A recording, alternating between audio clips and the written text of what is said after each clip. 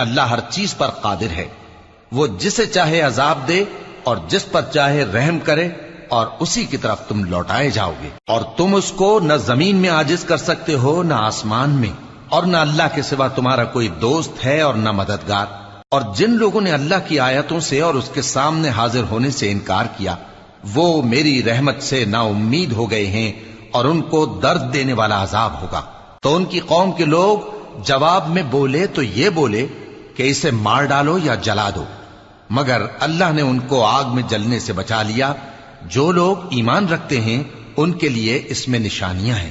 اور ابراہیم نے کہا کہ تم جو اللہ کو چھوڑ کر بتوں کو لے بیٹھے ہو تو دنیا کی زندگی میں باہم دوستی کے لیے، مگر پھر قیامت کے دن ایک دوسرے کی دوستی سے انکار کر دو گے اور ایک دوسرے پر لعنت بھیجو گے، اور تمہارا ٹھکانہ دوزخ ہوگا اور کوئی تمہارا مددگار نہ ہوگا۔ پس ان پر ایک